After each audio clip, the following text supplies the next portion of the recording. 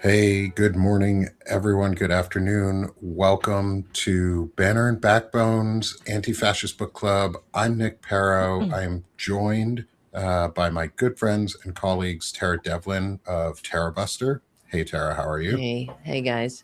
And Stephanie Wilson from Freedom Over Fascism. Hey, y'all.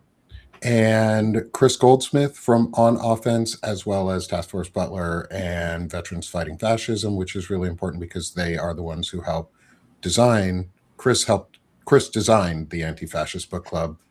So welcome, Chris. It's great to have you again, my friend. Thanks. Good to see you guys. And like I said, I'm Nick Perro, co-founder here at Banner and Backbone, and we are back for our third episode on Ruth Ben Ghiat's book Strongmen, Mussolini to the Present. I'll show it here so everybody can see. We highly recommend everybody get a copy. Get a copy from either your local library or buy a copy yourself on a used or thrift or non-standard bookstore that is not, say, Amazon or one of the other big companies. We definitely advocate for using smaller book outlets that actually go back to the community. Before we get into this today, Chris, do you mind giving an overview again for everyone? It's been a couple weeks, I know, but when these release and we do our longer casts, it won't be like that. But for everybody, Chris, do you mind giving an overview of what the Anti-Fascist Book Club is and why we do this type of thing? Yeah, so the Anti-Fascist Book Club kind of started as an accident. After last November's elections, or 2 Novembers ago now, folks were coming to me to ask, because I study extremism and fascism, what could they do to prepare themselves for the coming Trump administration? So I came up with a list of 5 essentials at first. And the idea was to help people understand the history of fascism and the history of anti-fascism so that you can engage in fighting back, in learning from the past, organizing for the present threat. And what the Anti-Fascist Book Club is there's a guide on veteransfightingfascism.org. It's an excuse to actually organize with people in your community, whether that's online or in person. And I want to emphasize in person, super important, because fascism grows in your backyard, not just in Washington, D.C. So if you don't know how to get organized, the Anti-Fascist Book Club guides give you everything that you need for the first 6 meetings, where you'll consume a couple of different reading assignments. It'll guide you through like questions and answers and ways to kind of build community and build trust. After those 6 meetings, you don't need a guide anymore. You'll know what to do. And when you start getting to know people in your neighborhood who share common pro-democracy values with you, you can start getting engaged in democracy at the local level, which is where you can have the greatest impact. That's great. How do you start a club, though, in your neighborhood? This is when you were talking, I was thinking about how do you find other people to join? Yeah. I'm not a boomer, but I have stayed on Facebook. Okay. Despite the shittiness of that website. And, like everywhere in America has like a community group of some kind, whether it's an indivisible page or, hashtag resist page or whatever, corny shit that it might be. It's people in your town, people in your neighborhood, your community who want to do things, but very often have a lot of difficulty going from, clicking and sharing things online to actually doing stuff in person. So just simply picking a time, a date, and a location, saying, I'm going to be at the public library, for the first next that is all you need to do to see who wants to step forward. And if it means you sit in a library alone, for an hour once a week for 3 weeks, like that's a good use of 3 hours. If you have to wait a few weeks for somebody to finally show up and for word to spread from person to person, it's well worth it. But I think if you go to the library and you get a place in the library and you tell the librarians, And even if you go there, you could recruit people who are at the library at that moment to join. Right. That's a great idea. Oh yeah, I mean, and every librarian that I've ever talked to about this just absolutely loves it. Some librarians have started their own clubs for their communities. I think that people don't frequent the library very often, and I am one of them. Right. Haven't been to a library since I left school 5 years ago. People forget that librarians are professionals. They are there to not be community organizers, but to facilitate community organizing in education. So if you tell a librarian, hey, I've got this guide online, I'd like to help you, I'd like for your help making this a reality, 9 times out of 10, that librarian is going to be very excited to talk to you about it. Definitely. When I was in school, we always were told that librarians are the gatekeepers or the guardians of knowledge, sort of like those old owls in like fantasy books that come and peck your brain out if you try and ruin things in their libraries and vast swaths of knowledge. They're like dragons of knowledge, but in a good way. And so librarians are awesome. Go visit your library. I need to do that more in my own community too. I think we all do. And it's not just for the reading. Like there's more at libraries than books these days. There are videos, there are audiobooks, there are games, there are like board games and computer games and like video game console games. There are internet stations and booths. It's like a little cafe. It is. A lot of them even have cafes in them. Right. Yeah.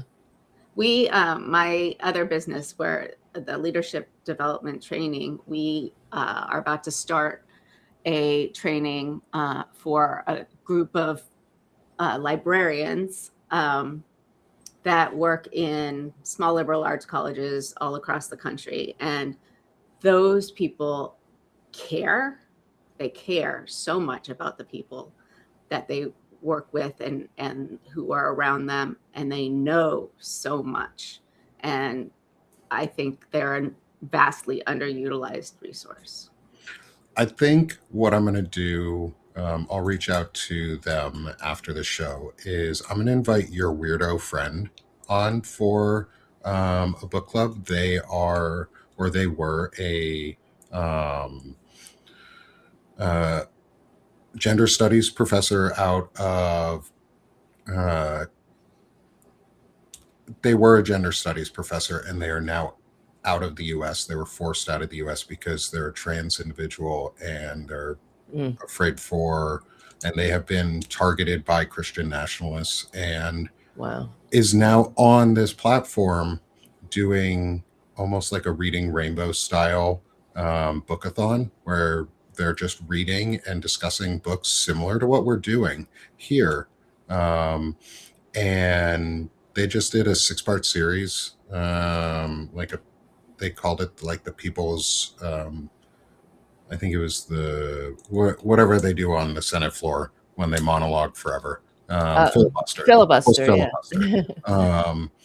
And I think Weirdo would be a great addition to the conversations around here too. And that type of thing is what we've been talking about here, is like virtual book clubs are a great way for people who have been targeted in minority communities to get together, or who are afraid to be in person or can't be in person because they have been pushed out of the country or fear for location or things like that.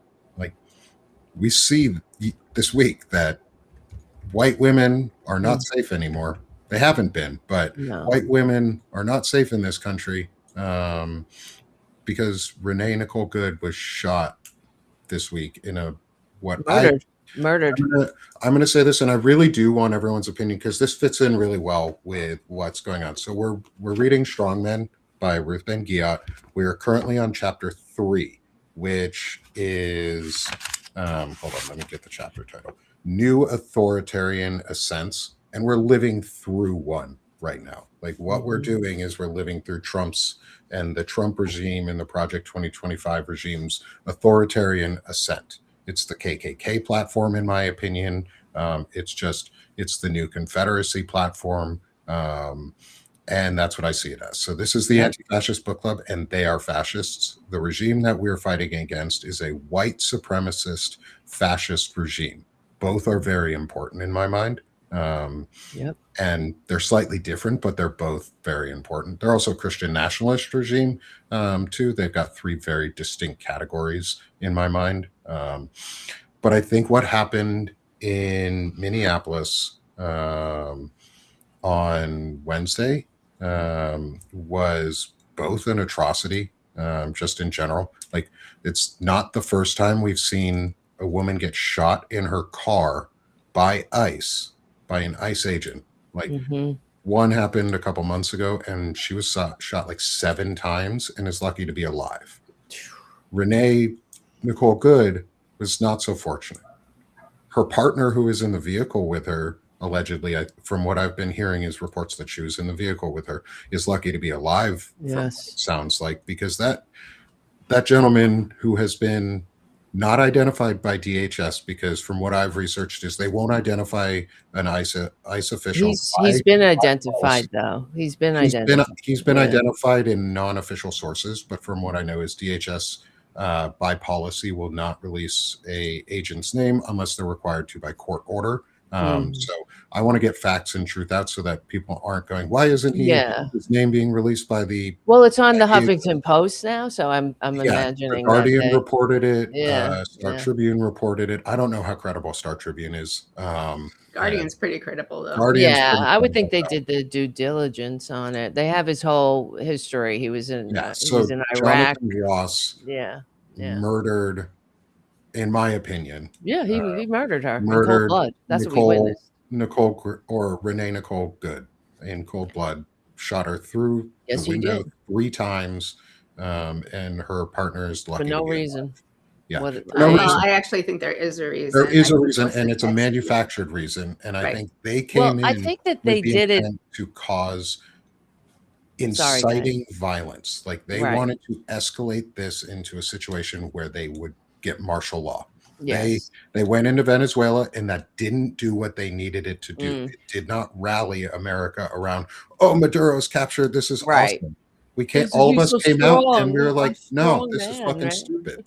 And then they shot a woman, and the first thing they said was domestic terrorist, and everybody. And then they came out with a doctored video.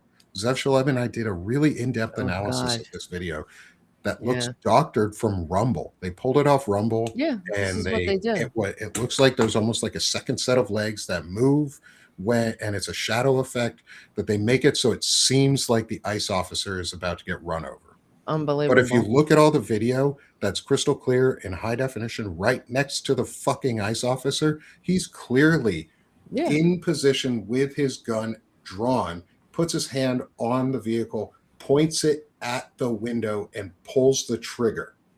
Like, he was in a position to fire. He knew what he was doing. He was ready to shoot.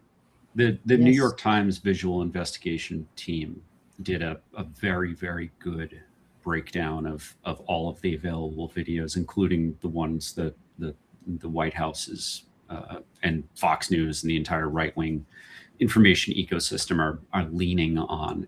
And when you watch them so that they're time synced, it is very clear that this ICE agent was in no danger of getting run over. Also, important to note that ICE agents are not allowed to shoot to stop vehicles, and they are told not to approach vehicles from the front, which is what this agent did.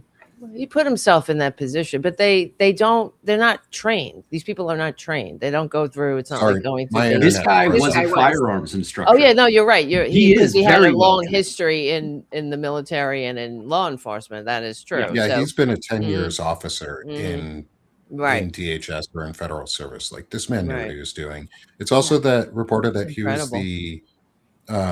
was the officer who was involved in the being dragged by a vehicle. Right.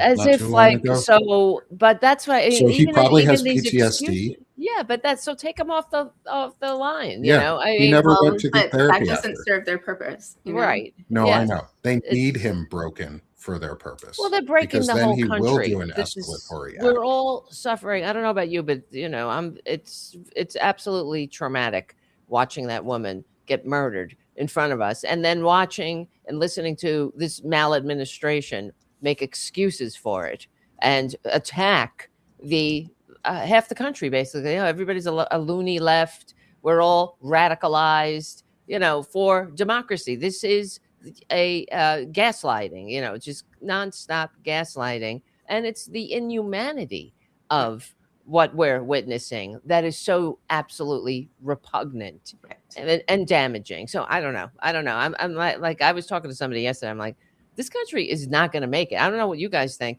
but the Roman Republic at least lasted 500 years. We're 250. Well, it continued, but I would like to suggest that it was opposite. Not that this happened and that the regime then formulated a response, but they had a response ready within moments.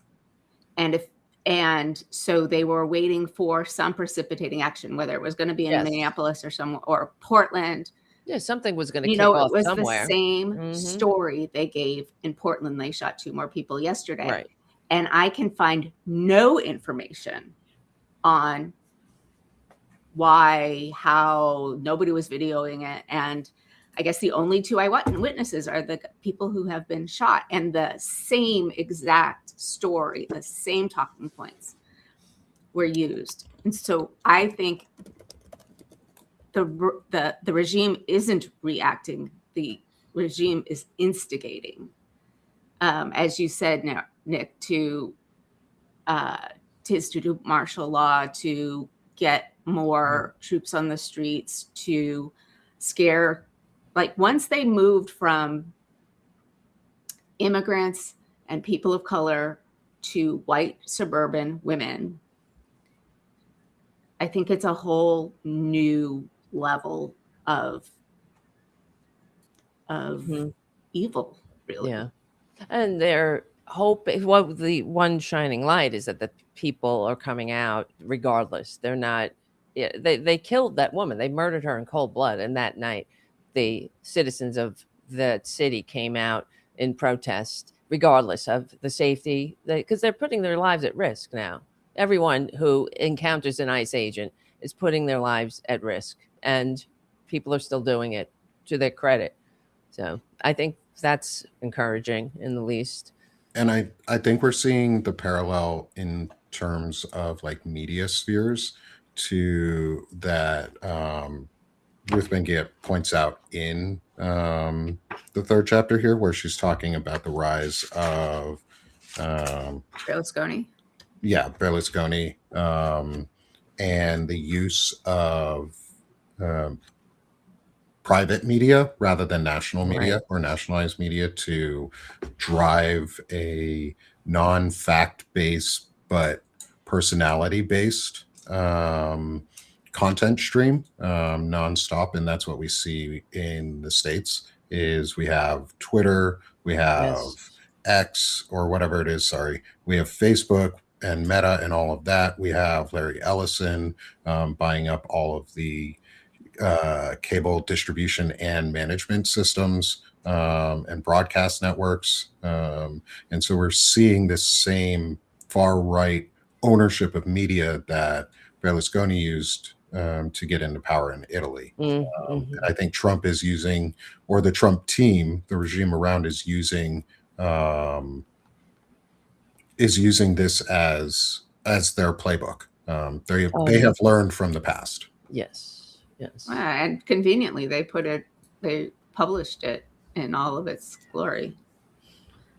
Project 2025 was clearly the blueprint for what they were planning on doing. On the topic of the administration and of ICE going from targeting people of color, immigrants, to white women, there's a friend of mine, another creator on TikTok and Instagram, named Abiola. Nick, I just DM'd you the link.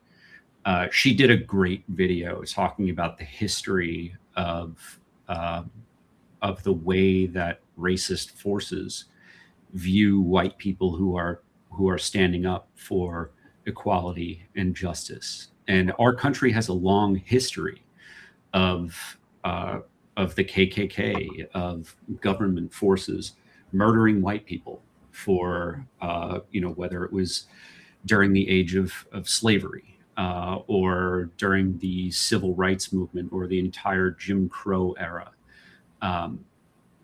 People like J.D. Vance and everyone working for ICE look at white people who are willing to put their lives on the line as no different from the individuals that they truly want to target out of racist hate. We become them in their eyes. Mm-hmm. Right. I'll post this link to this article because I don't have a Facebook account for Banner and Backbone, so it won't let me access it. But I'll post a link for it here in the chat for everyone too. And I'll drop the link into the post show notes so everybody can watch this video. I know, Chris, you posted it, I think, on Substack here not too long ago, right? Mm-hmm. Yep. Yeah, I think this is really important into, like, you're not safe. Like, fascism comes for all of us. Fascism doesn't care. White supremacy is a system of one. Like, it's a system structured on one person and one individual, and having to listen to that whole hierarchical power structure of patriarchy going from single sky daddy all the way down to inherent powers. And that's where we're at right now, is they're using these media spheres to function around a dying leader. And whether he dies soon or dies later, he's a dying leader who is being surrounded by people who are enacting the policies that they want because he will not say no to them. Well, he wants, I mean, he enjoys it. Yeah. He said yesterday the only thing that's stopping him is his own morality. Which he has none, of course. Yeah, he doesn't right? have a morality. Morality. Jesus Christ. This is a guy that sold multi-level marketing, vitamins, complete scam, pee in a cup, and I'll give you these non-FDA approved, magic beans. I mean, this is what we're dealing with, a lifelong grifter, and they hate democracy. They hate America. They are trying to overthrow the system. The founders, birthed from the liberal age of enlightenment. That's what's standing in their way. And I think, someone on the chats, how do we take the teeth out of their manipulation? The problem is that we have silos of information. People are not going to the same sources of news now. So you're getting those who are watching Fox News are getting a completely different story about what's going on. They're not seeing the video; they're seeing the manipulated video. They're listening to this anger from J.D. Vance scolding, the radical left, and they're justifying it, of course. And these are the "don't tread on me" assholes too, right? The "don't tread on me," government, big government, right? I mean, everything is, of course, they're just full of, crap, of course. But nothing says "don't tread on me" that like a masked federal officer shooting you in a friggin' car, when your wheels are turned away. I mean, it's just, how is this even allowed to continue? But I honestly, I don't know if we're gonna talk me off the ledge here, because I don't think this country's going to last with two silos of information. And I'm tired of being dragged into Project 2025. Nobody voted for that. Not even the maggots voted for it. He ran away from that. Like, Rachel Maddow says, imagine if they campaigned on the things they actually do when they're in office. They never do that. They campaign on healthcare for all. It's going to be the easiest deal. It's they campaign on progressive values that people want, and they govern like authoritarians. So that make everything worse. And through immunity. Yeah, absolute immunity. That's not even a thing. No, we don't have that. That doesn't exist in America. So I don't know. Talk me off the ledge here, because I feel like just saying, look, so it's like being in a bad relationship. Good You're night. right. Have a nice life, maggots. You can have your authoritarian cosplay. We want democracy. So let's just split it up. Let's split it up. You could take the couch. You know, JD Vance wants that. So, you know, we'll So have Tara, you the cat. are right that there is no legal absolute immunity. There's no law that gives federal agents absolute immunity, which is the phrase that JD Vance used. However, the Supreme Court decision that granted immunity for the president for Right. any actions that he is doing, it expands beyond the president. It expands to anyone who's acting under orders of the president. That is the way that the Supreme Court wrote the decision. So in the minds of Stephen Miller, of J.D. Vance, of Donald Trump, of Secretary Noem, absolute immunity does exist. And because in their minds it exists, and because in the mind of Pam Bondi, who's running the DOJ, that this absolute immunity exists, it effectively does. There is, I think, not likely to be a federal prosecution of this. And he'll pardon him anyway if it comes down to it. So and the power of the pardon is incredibly broad, and the president of the United States could issue a pardon to all of ICE, and make it so that they can't be prosecuted in the future. And you're right. I have no doubt that he will. That's what he will do. Whenever this regime leaves office, that they will grant blanket pardons to all of their co-conspirators. And we as a country are going to have to wrestle with what the Constitution says. And the Constitution gives basic what the courts have interpreted as unfettered power when it comes to protecting criminals who the president might be in league with. I think it's time we amended the Constitution to remove that protection. Absolutely.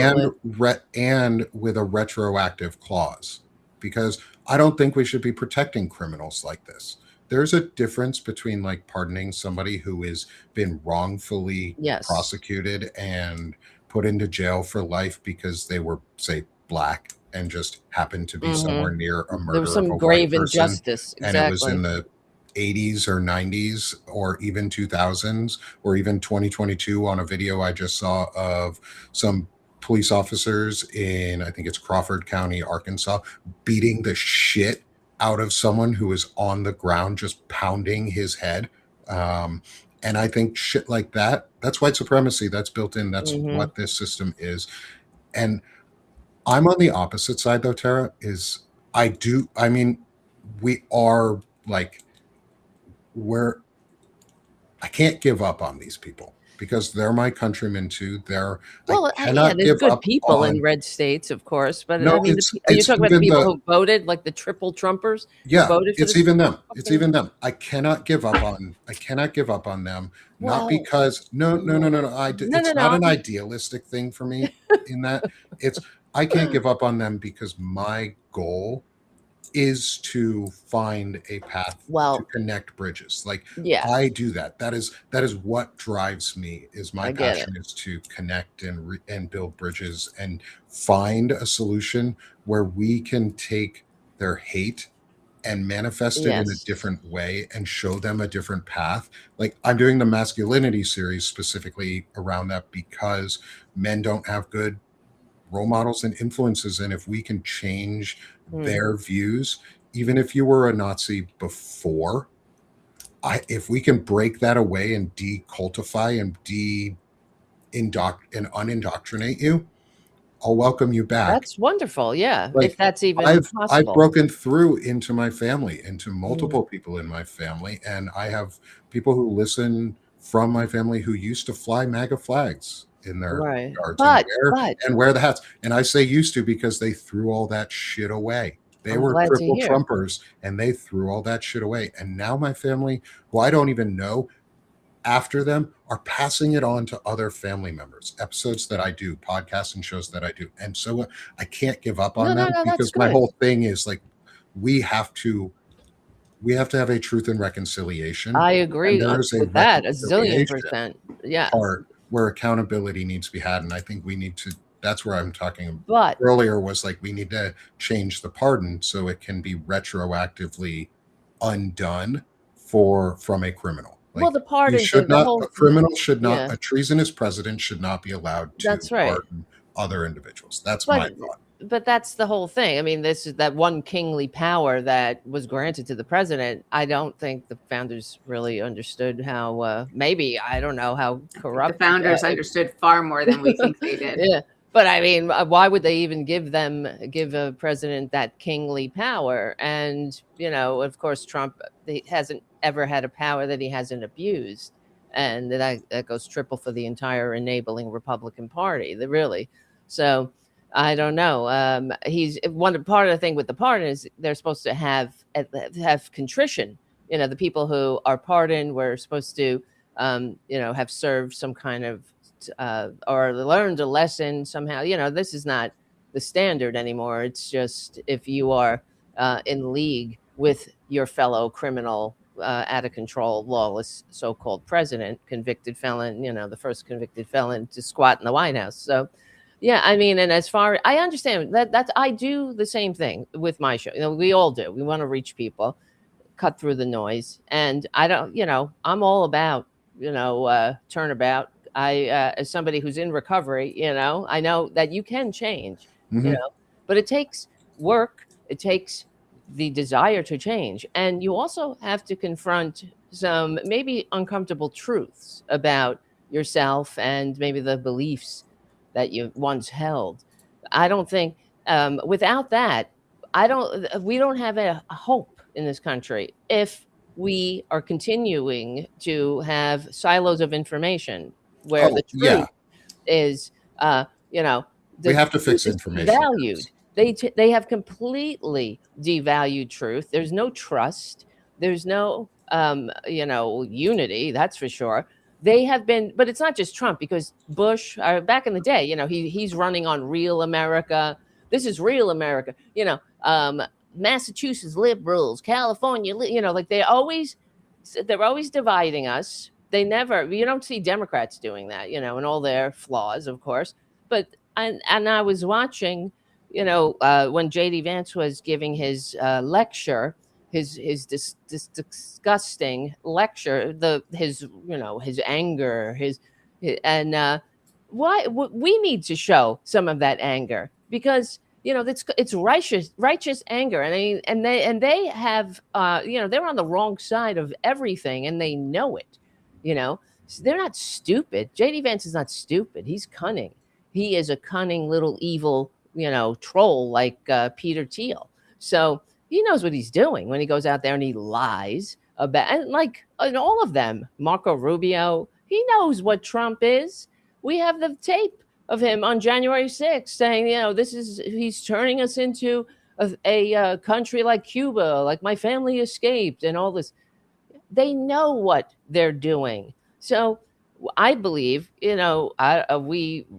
must, pull people's covers without apology. Like, I mean, they're going after like what they did to Tim Walz. They went after Tim Walz.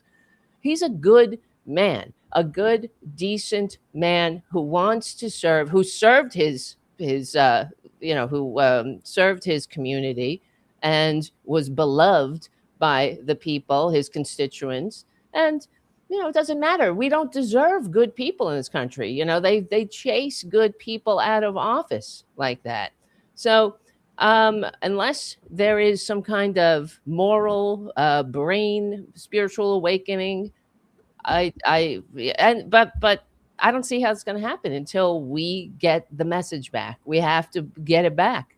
But with like Chuck Schumer, you know what I mean? And it feels like it's going to get worse, a lot worse before it gets better at this point. I don't know what people are thinking. I'm not trying to bring like, doom and gloom here, but I just, we do have a lot of work to do. And this is why I do my show too, to just a little add to the conversation, to like, some truth into the sphere here. So maybe somebody might encounter it instead of going down a Q hole or getting caught in Maggotville, where, they don't call them maggots for nothing, because what are maggots? They feed off the corpse. The Republican Party is a corpse. It's a rotting corpse, and it needs to go the way of the Whigs, man, if you ask me. But okay, I know I'm going on and on here. So I'm really like in a bad mood, like, to put it mildly. And I'm depressed, really, to see that what is happening to our country. It's embarrassing. It's shameful. It's disgraceful. It just makes me completely despondent about the promises of this country, that we have such immoral maggots in the halls of power, and we tried to stop them. And everywhere, Trump should be in jail. He should be in prison. He should have been in cuffs on January 7th, for God's sakes. And the immorality is just stunning and bottomless, frankly. So how? And I believe too, what they're doing is they're trying to set it up to not have elections, of course, because they know they'll get trounced. I think one of the things that I like to do too, is I separate myself from the parties in pretty distinctively. I know, Chris, you've mentioned this before too, in how you approach your thing is, you're not a Democrat, you're not a Republican, you're an American. Mm. It's country over party. And I think we just have to drive it without considering what the party really is doing, because the party will follow us and not the other way around. The party has never been the vehicle for change. Right. The people are. And once I don't talk about politicians very much unless it's like, oh, hey, AOC just did something really good the other day and tore down JD Vance and some of this, then the shit that's been going on, or Jesse Waters, I think it was, and refused to go on an interview with him. And that's important. Like, doing these things and standing up is important, but I don't do it from a Democratic Party mindset. I do it from, I'm going to go, say, work with Senate America to try and propose legislation on small things that are one single item issues, like unmask law enforcement, unless it's strictly necessary, those types of issues, or require DHS and all law enforcement to, by default, wear a body cam. Because if you have to wear a body cam and it cannot be manipulated, those crimes are going to go down real quick. The activity that we just saw happen, where Nicole Good was murdered on the street in Minneapolis, would not have happened if a body cam was there.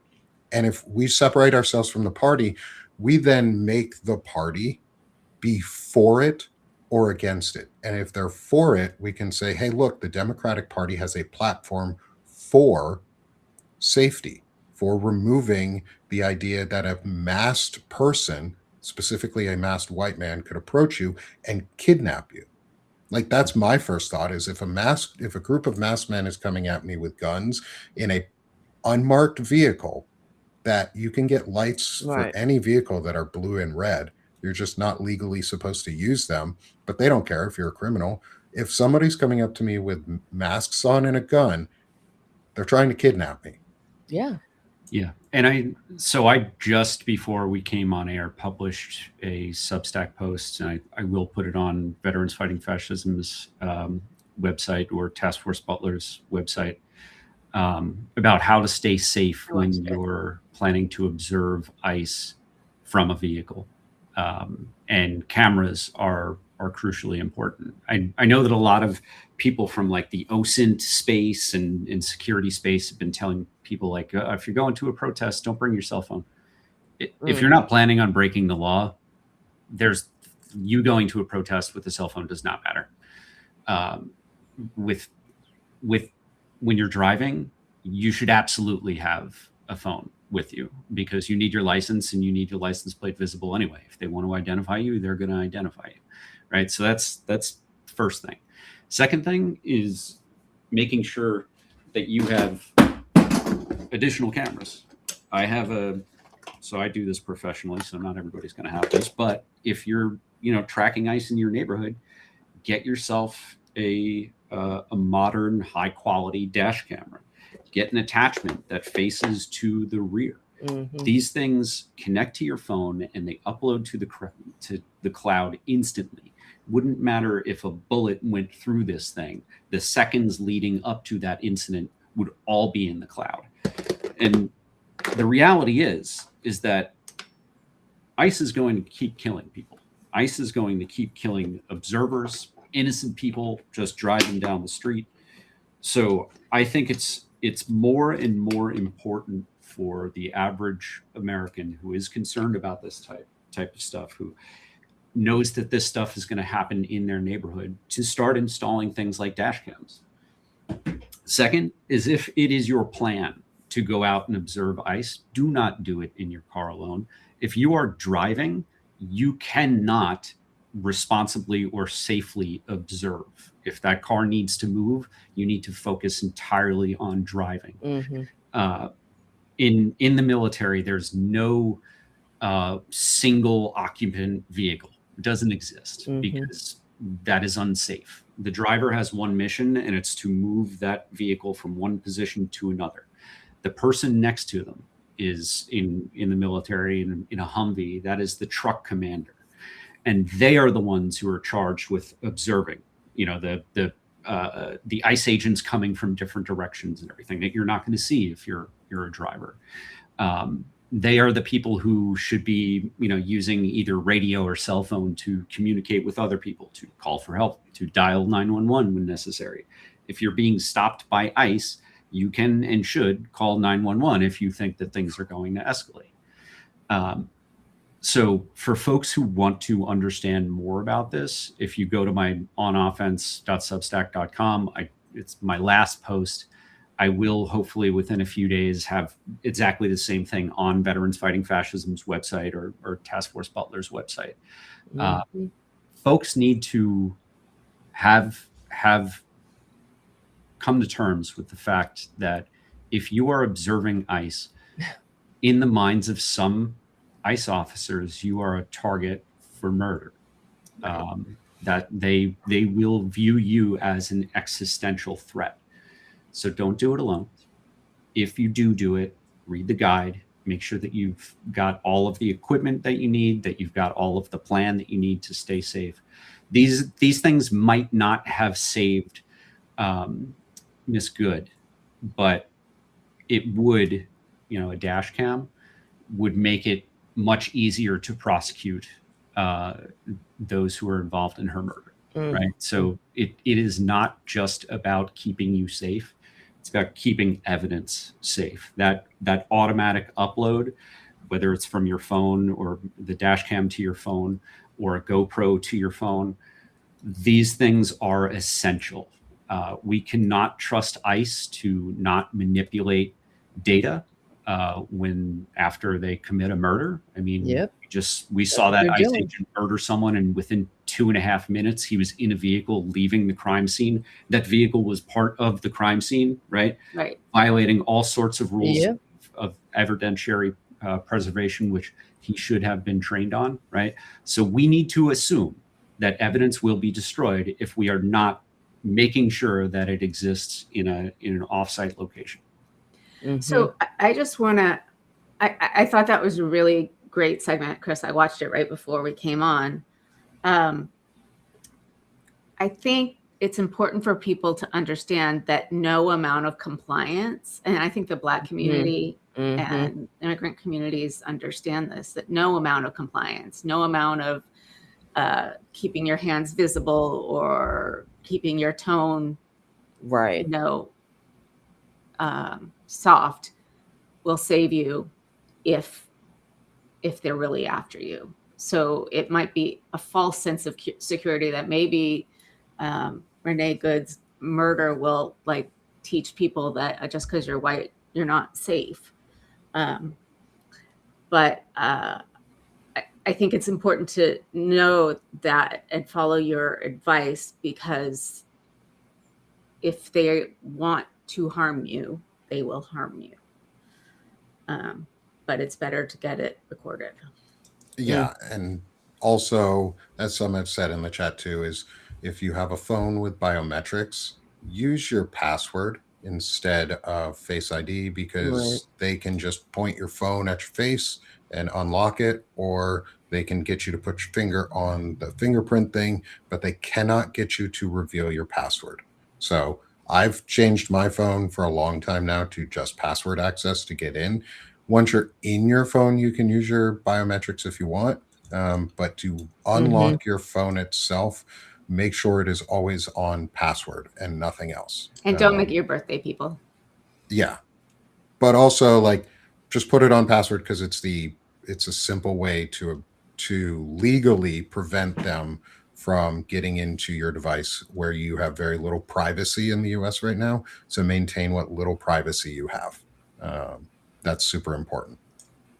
Totally agree. Exactly.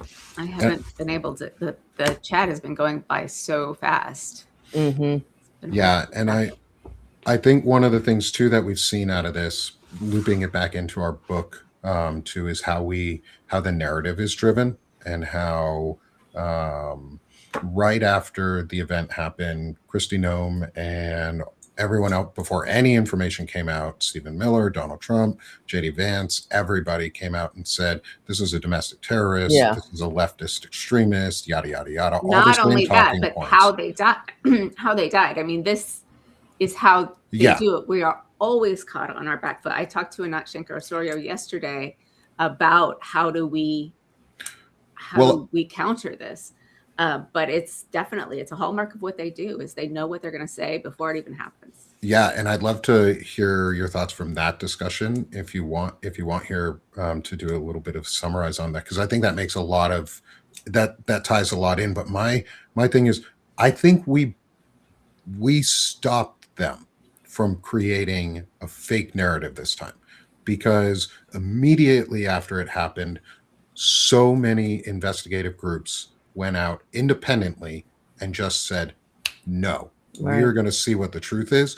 We had people like Chris was saying in the New York Times doing it for their investigative team in footage analysis and their analysis team. Zev Shalev and I did an analysis on it the night that it happened. Zev spent a lot of time putting together different video angles and syncing them, and we went over it in depth.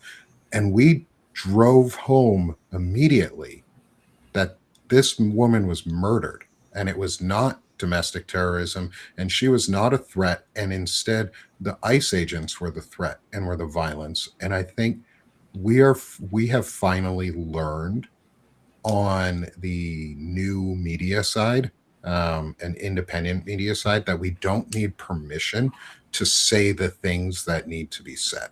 We're just sort of saying them now. And I think that's important because we're flooding the zone with strong and right rather than strong and wrong.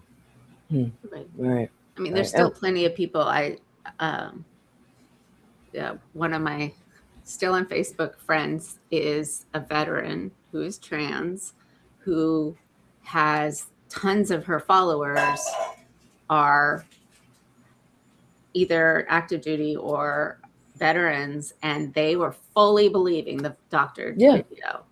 And so I think we can shoot for the words we use.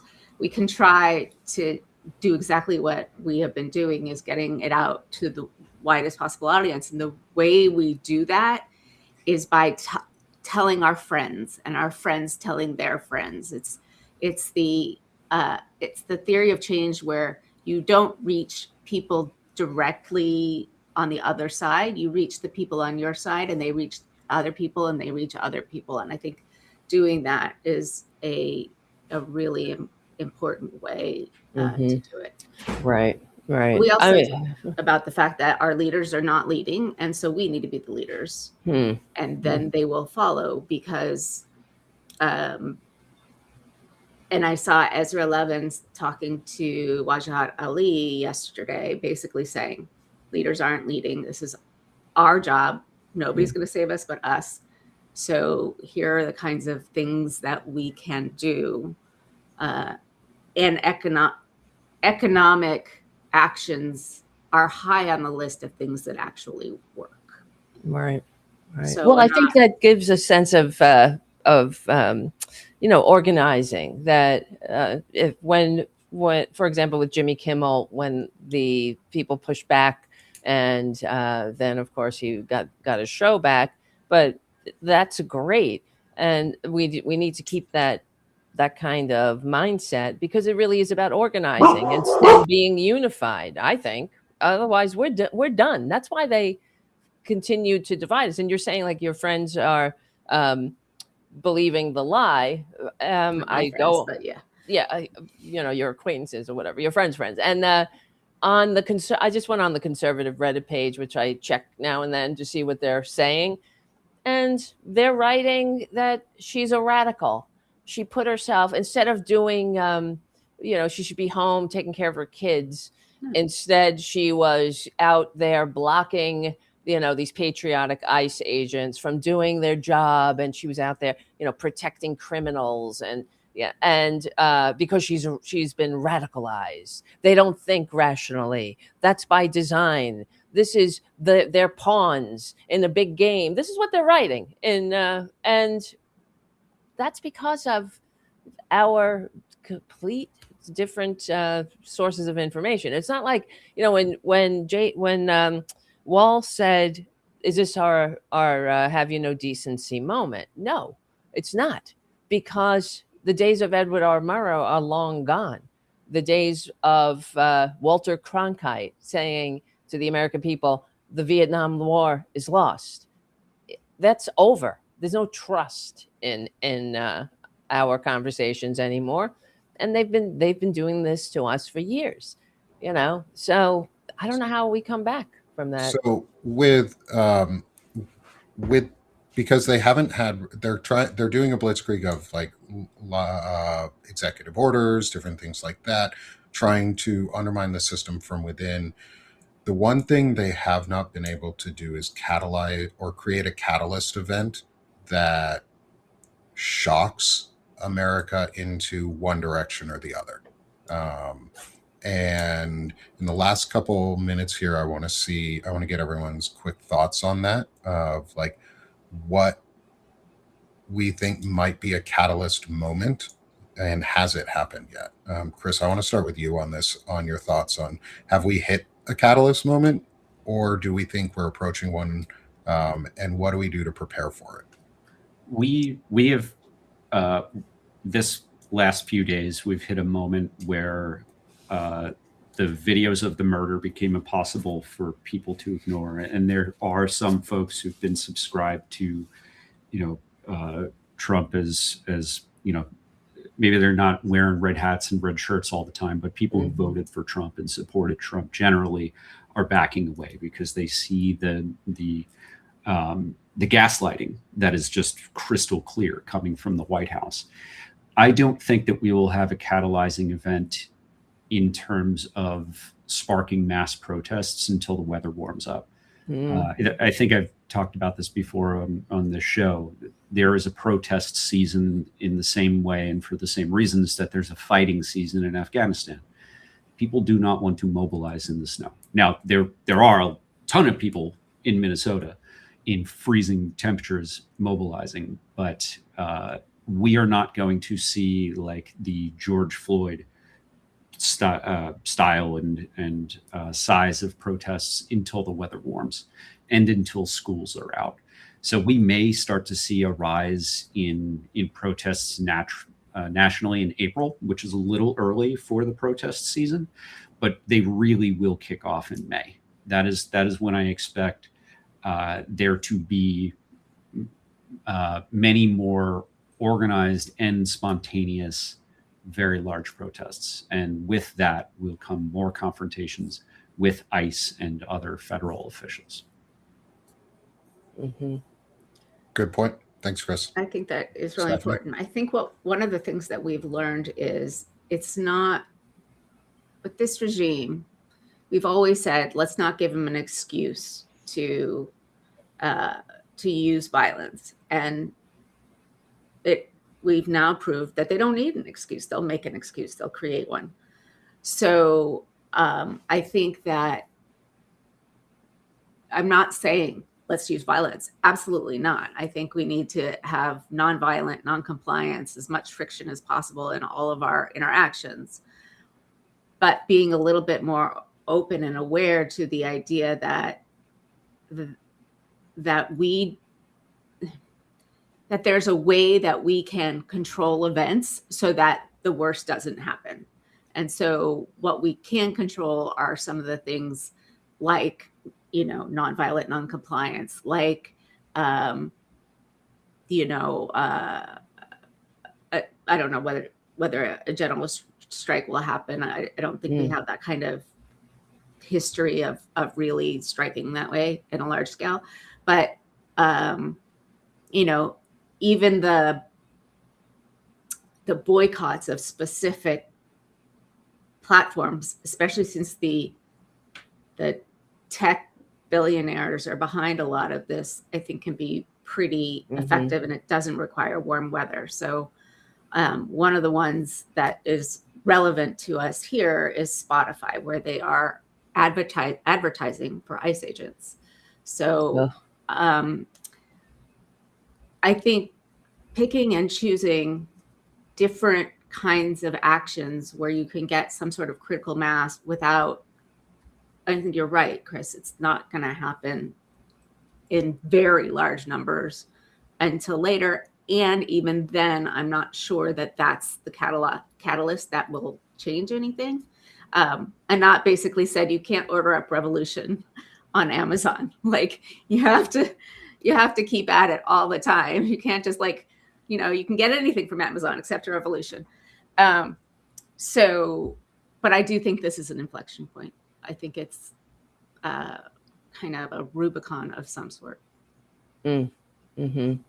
Tara, how about you? I mean, what's the question?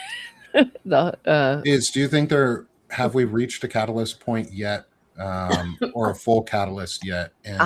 Or do you think we're approaching one, and a catalyst? How do you prepare for it? Like a changing event that's either going to push us into a violent solution or a non-violent solution? Yeah, well, no matter what, we can't respond with violence. Like Stephanie said, there's no way we can defeat fascism because we're simply not. We don't have weapons. It's not going to be a shooting war. We have to respond with nonviolence, and then that's just what history shows us. When a fascist regime will. When the democratic forces are pushing back against the fascist regime, it's done with the hearts and minds too, and that's what we saw in the Black Lives Matter movement, which is why the Republicans had to denigrate it and turn it into riots, because it wasn't just black people out there; it was all pigments, and then people were appalled at the murder of George Floyd, what they saw. So I don't know if this is an inflection moment, because I have said this numerous times. I said, this is it. When January 6th happened, I'm like, that's it. We're done with the baboon. Thank God. He's going to jail. And of course, yet again, then he was convicted of rape. Then he was convicted of 34 felonies. Then, and because of our silos of information, we had two different interpretations of event. They do think that Trump is a victim of the deep state on the right-wing outlets that are funded by the Kremlin and all that. So I don't think this is an inflection point, because I think that it's going to wake people up. It's just going to be another drop in the bucket that might bring more people into into the protesting and whatnot, but because we don't have a unified platform of information, it's not going to be an inflection point. It's just another fissure of disunity for the maggots to exploit, like Henry Wallace warned us about. So that's what they do, to exploit and cultivate. That's all they ever do, is throw salt in the wounds. So yeah. And so we're going to put put sand in their gears, because every small That's what we have action to do. matters and everything that we do matters. So I don't know if we're at an inflection point yet. I think this is a catalyzing event that happened because a lot of people responded and woke up and saw it, and it hit a white person. And in Yes. America, things really don't change until white people are impacted, unfortunately. And so Right. we can bring something from this woman's death. We can learn something, and we can use the catalyst of her death, because it's awful. It's horrific. We should all be upset that she died this way. We should all be upset that everyone else is also facing this type of harassment, years and years and years in the making, and others have been living this life forever, and we just need to change it. We can use this as a catalyst event for good. We don't have to wait for, my idea is, maybe we don't wait for them to give us a catalyst event, is we make our own, because we have to go on offense non-violently, and peacefully and through patriotic means.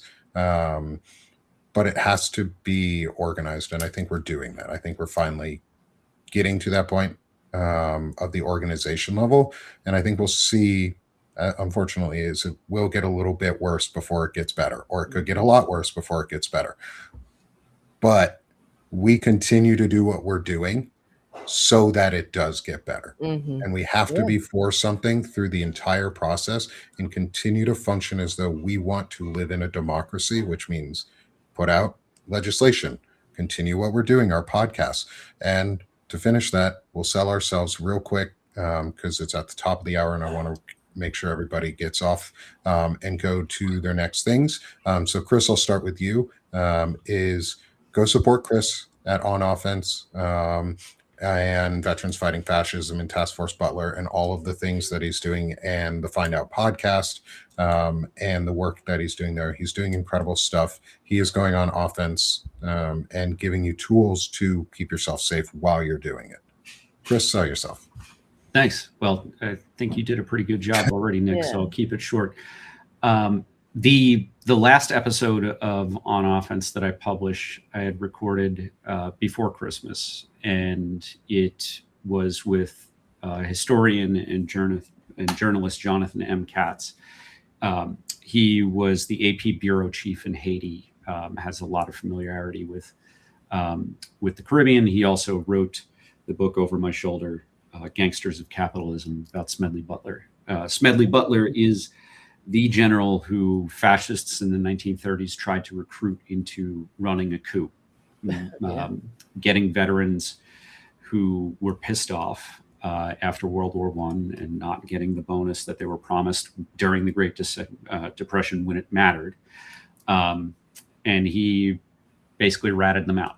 Now, unfortunately, in that history that has been forgotten by most Americans, or never learned by most Americans, no one was ever held accountable. So it's a long episode. We talk about how what is going on overseas in the Caribbean is directly connected to the violence that we're seeing from the administration on the streets of the United States. So if you're interested, follow On Offense on Substack. Check out the Valor Media Network on YouTube. We're going to be back on a regular schedule, and then at the holidays are over, new episode every Wednesday. And thanks for having me, guys. Yeah, thanks, Chris. As always, I appreciate it. And Steph, how about you, my friend? Doing a lot of really good interviews. I know I missed yours yesterday, and I'm going to listen to it. But I sell yourself, my friend. You do some amazing work. Oh, thank you. So I have Freedom Over Fascism, and I talk to people who can help us understand the context and how to act in ways that will bring back freedom. Where I just talked to Anat Osorio yesterday, and right before this, I got both the video and the audio up. So you can find that there. She talks a lot about only the many can defeat the money. And that this is a regime of the bullies for the billionaires. And so she's got some language, but she's also got some like realistic things that we can be thinking about as we move forward. And next week on Tuesday, I'm talking to a woman who used to be evangelical, white Christian nationalist, and deconstructed from that. And now she is organizing ex-evangelicals against or for freedom. And I'm also going to be talking to a local official in Colorado who is like a city attorney and talking about what local and state governments can do to protect our freedom. So that's freedomoverfascism.us. If you can possibly subscribe with a paid subscription, I'd really appreciate it. But if not, free is great, and all my content is free. Appreciate it, Steph. Thanks so much. I look forward to watching that interview here later today. And Tara Devlin. Tara, how about yourself, my friend? Hey guys, thank you for all your support. Thank you for always having me on the show, and everyone else, great work. You're amazing. And one thing I do want to say about Smedley Butler, I'm glad Chris brought it up, that it was, he did go to the Congress, but it kind of goes along with what we were saying, that the newspapers of the time vilified him. This is why no one ever went to jail about this. William Randolph Hearst, the big robber baron, newspaper baron, reported on it as if Butler was a kook, and this was a giant hoax that he made up. If that doesn't sound familiar for today, I don't know what doesn't. So yeah, they tried to overthrow FDR. It was called The Business Plot. You just Google it. They should make a movie about it, really. So, but yeah, if you can, please subscribe to my Substack. That would be great. And on tonight, I do a show on youtube.com/C for channel/Tarabuster, 8:30 p.m. Eastern. And Hal Sparks is joining me tonight. We're going to have a great conversation, no doubt. And so please hang out with us. We have a lot of fun too in the chat room. So thank you. And subscribe to my Substack, because I need to get those numbers up, guys. Thanks. Thanks, Tara. I appreciate you, and thanks for coming on as always with us. And then finally, come support me at Sick of This Shit Publications. I'll keep mine short. I'm doing a lot of masculinity work, new masculinity, mental health as well. Do chronic illness discussions and community building. So come join me there. Taking a little bit of different approach. We also have a new podcast that's on there called Time for Life with my friends Beth Cruz and Soso, who are taking a little bit of break from the politics and giving you some more culture and things to look forward to and bring joy to your day. And so I think that's going to be a nice change of pace for people. And it's also where I'm building out and helping work on build out the new manosphere. So come support me there as I do a lot of new discussions around intelligent masculinity and scholar warrior mentalities. You'll see Chris be coming on for one of the episodes here upcoming soon too. And then finally, support the Banner and Backbone Media. We're a small independent media network trying to build ourselves up so that we can continue hosting shows like this, gain additional hosts and subscribers and friends that are in all across the pro-democracy area, so we can build a network of collaborators and community that does what the right wing has done for so long so well, is drive narratives and drive the truth and do it through individuals and personalities that are people and authentic. So help us reclaim integrity, service, and ethics at Banner and Backbone. So thank you guys. Thank you all for being here with us. Thank you everyone in the audiences on YouTube, Substack, Twitch, Facebook, LinkedIn, I think maybe, wherever we are streaming today. Thank you all for being here with us. If you're on Substack, hit the subscribe button in the top left corner, and we will see you all next week for our continued discussion into Ruth Ben-Ghiat's Strongmen on Banner and Backbone's Anti-Fascist Book Club. Thanks, everyone. Have a great Friday. Have a good one.